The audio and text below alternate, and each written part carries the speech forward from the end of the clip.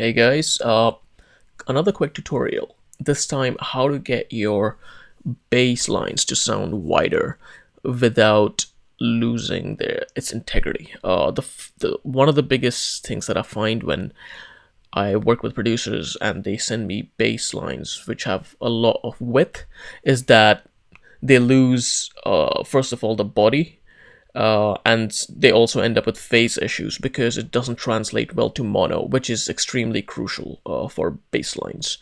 So here's a bass line I've made quickly with a drum loop, and let's see what we can do to make it wider, but still not lose the quality of it when it is summed down to mono. So this is what it sounds like with nothing.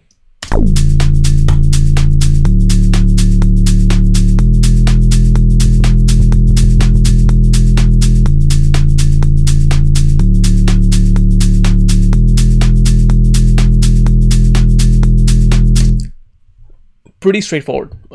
Sounds pretty decent. But it doesn't have any width. It sounds quite mono. So in an instance like this, there's two plugins that come in handy. Which one is the correlation meter, and the other is just a basic utility plugin with the mono function turned on. So the correlation meter basically is used to see whether something is in phase or not, or whether it has any phase issues. The closer a sound is to +1, the more in phase the sound is. So like, for example, a kick, a snare, a hi-hat, anything that I would like to be in the center, I prefer it to be floating around +1. The more the sounds are getting closer to 0, the more out of phase you are getting.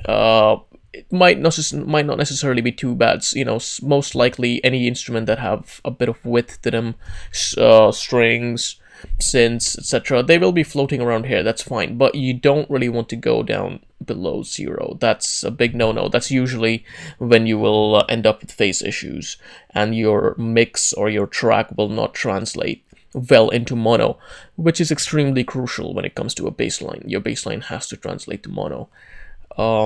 Otherwise, especially when it's being played to speakers, some people might be able to hear your bass, some people won't feel it that much when it's played through speakers, laptop speakers or phone speakers. Again, the bass line won't really come through as much.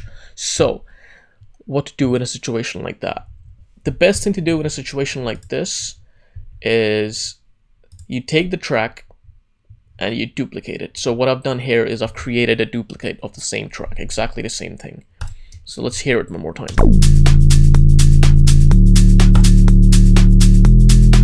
So now if you have a look at the correlation meter, you can see that as soon as I press play, it goes straight to 1. It almost seems like the correlation meter is not doing anything, but that's not the case. It is. It's quite the phase is +1, so I don't really have any phase issues, which is great. So just to show you how that would change, I'm gonna stick this plugin here, Polyverse by Infected Mushroom, really nice widening plugin, and let me widen it a bit too much, and just notice the correlation meter. There.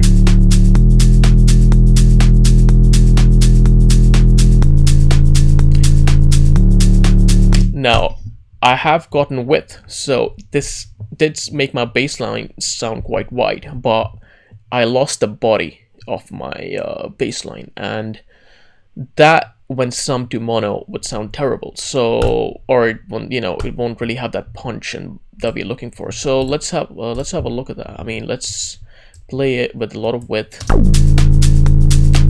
then let's sum it down to mono.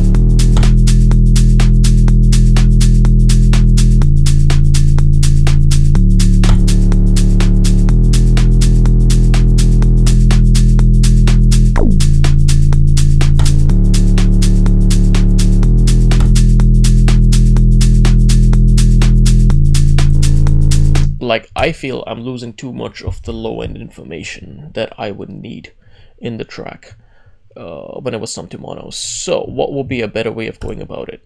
Like I said, split the track, exact copy, and then use a linear EQ. Now, it's important to use a linear EQ here. The reason being is because linear EQ will maintain phase, which when you're working with low end, I find is quite important. And when you're doing something like this, I find I get a cleaner result using a linear EQ than I would using a channel or a basic EQ. So yeah, if you have the linear EQ, use that. One thing to be careful of is that linear EQs are definitely CPU intensive, but you can always bounce in place once you are happy with the result. So now it sounds a bit like this.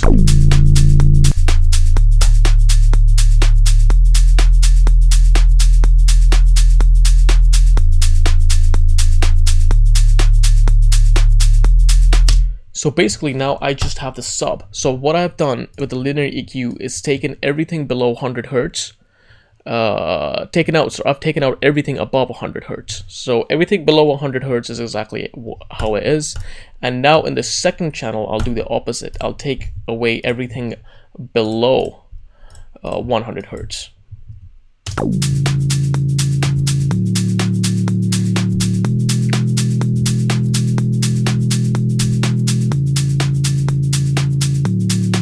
Nice.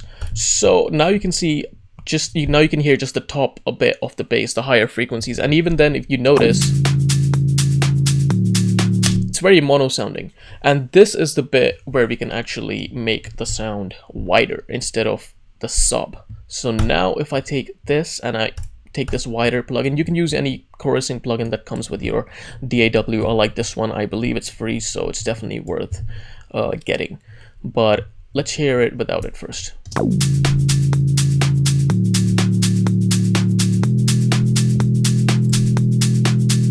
With it.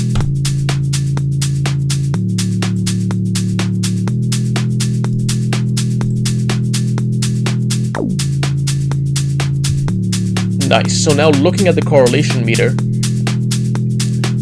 when I give width to instruments, I like to have it somewhere around in between 0 to 1. So somewhere around here, which is pretty much where this bass line, the top bass line, is floating.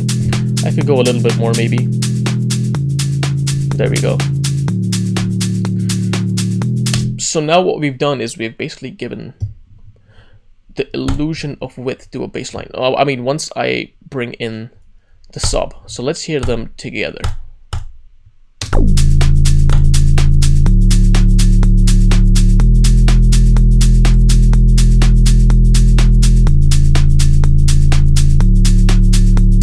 Then I'm just gonna quickly bypass the widening plugin.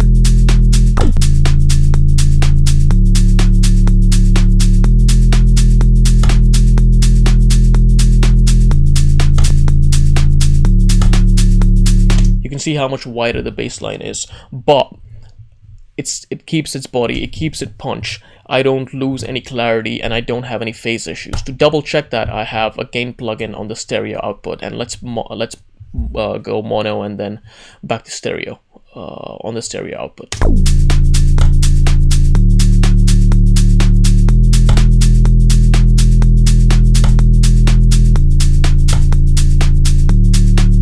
I mean, the low end of my bass line, sorry, is super consistent, which is how I want it to be. So yes, of course, I'm going to do some side information because of the widening plugin, but you know, that's not that critical, and even that sound is not, I'm not losing that much information. So yeah, I'm willing to sacrifice that little bit of stereo width if that gets some down to mono, but the sound of my track doesn't change as much.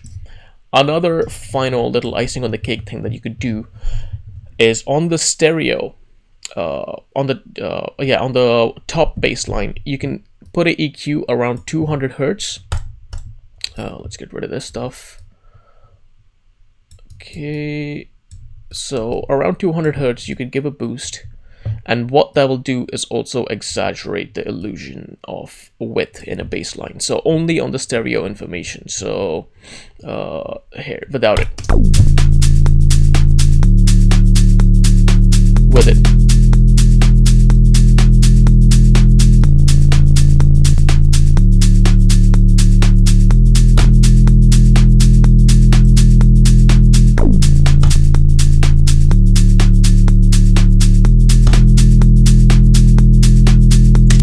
see my bassline sounds even wider now that I have this EQ around 200 hertz giving a boost.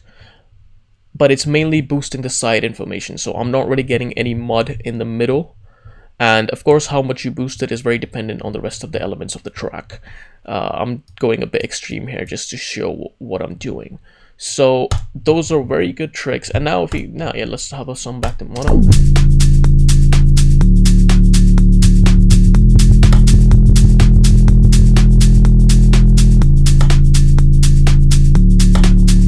My sound is staying pretty much exactly how I have got it in stereo. So I'm just losing side information, but the tonality of my bass line is not changing that much. The punch is there, the body is there, everything that I need to translate well is present. So yeah, that's a quick little tip to get your bass lines sounding wider without them going out of phase and ensuring that they translate well to mono. So subscribe for more, and if you have any requests, please drop them in the comments below. Thank you.